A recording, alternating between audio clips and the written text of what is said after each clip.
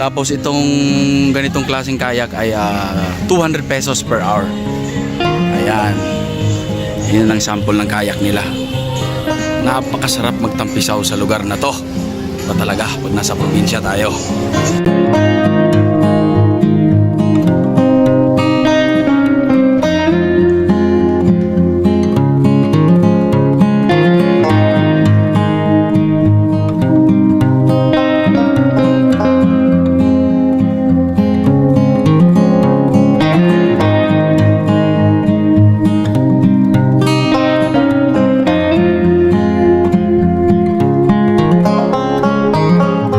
Good morning mga idol. So for today's vlog, Mindanao vlog pa rin tayo, buhay probinsya. So andito tayo ngayon sa Bugak Spring ng Barobo, Surigao del Sur.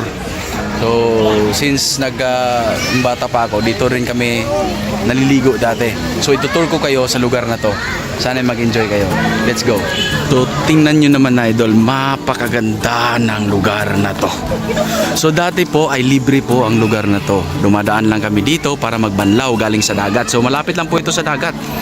Ilang kilometro lang dagat na to. So ang tubig na to ay magkahalong tubig ng natural na galing sa yan. May mga bukal dyan sa gilid. Yan, galing sa bukal.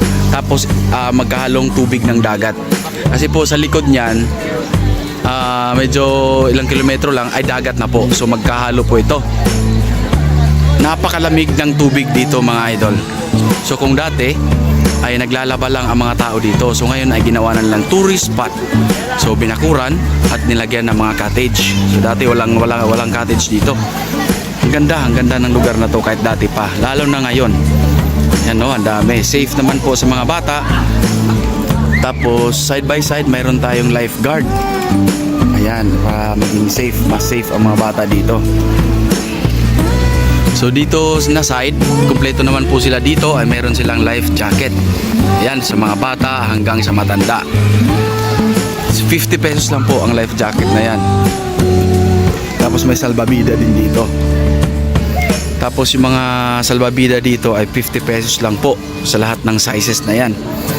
At sa buong araw na po na yan nagamit. Ayan, salbabida buong araw nagamit, 50 pesos. Tapos itong life jacket po, 50 pesos lang din po sa buong araw nagamit. Ako, so kung sa ibang lugar to, iba talaga pag dito sa probinsya talaga. Sa Mindanao, mura lang po dito. Yan, may mga choices kayo, maraming pagpipilian sa life jacket dito. Ang ganda ng lugar, nakaka-refresh.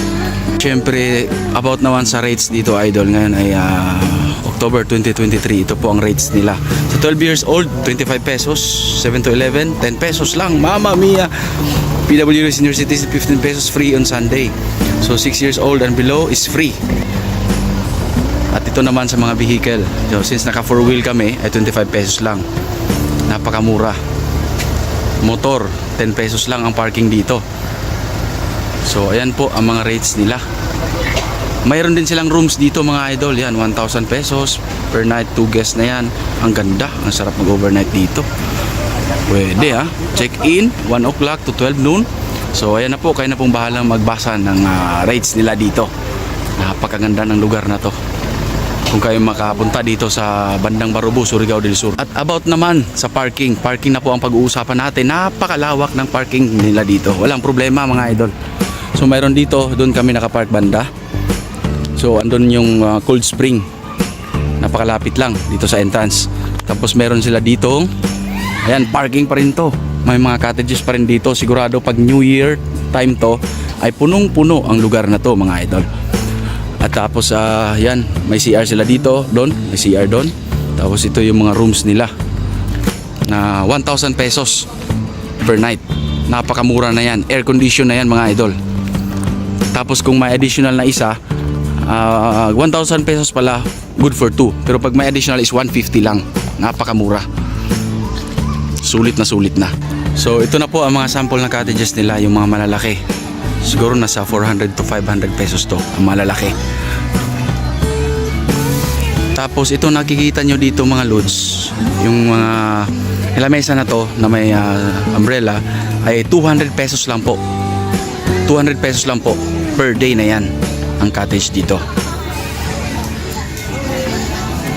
So kami ay 200 pesos lang po ang kinuha namin kasi konti lang naman kami. Iilan lang kami. Kasyang-kasya na. So ayan, napakalapit lang ng cottage. So madaling bantayan ang mga bata na dala nyo dito sa lugar na to. Ano, napaka-chill ng lugar na to. At kung gusto nyo namang magkayak mga lods, meron sila ditong kayak na ito 100 pesos lang to per hour. Tapos itong ganitong klaseng kayak ay 200 pesos per hour. Ayan. Yan ang sample ng kayak nila. Napakasarap magtampisaw sa lugar na to. Ito talaga pag nasa probinsya tayo. Yan po ang anak ko. Enjoy na enjoy maligo sa lugar na to. Yun po malalim na po yan pero may life jacket naman. At lumulutang siya. Yan. Napakaganda mga idol. Yan, pwede din dito pambata. Pambata na liguan. So ito napakasimple lang, semento lang po ito mga idol. Ayan, enjoy na enjoy magtampisaw. Today po is Sunday, pero hindi naman masyado maraming tao. Kasi po nadi-divide talaga ang mga tao dito kasi meron po malapit po ito sa dagat ang lugar na to. Ito naman ang kabilang side. Ayan. So may mga cottage din po dyan. Sigurado 200 pesos lang po siguro yung cottage yan. Ang rate dyan. Yan, may hagdanan, may liguan din dyan kasi po bukal na po ang gilid na yan. Ang ganda. Sulit na sulit dito, napakamura. Mia. Nakaka-relax. So doon po tayo galing kanina na side. Yan po, galing po tayo dyan.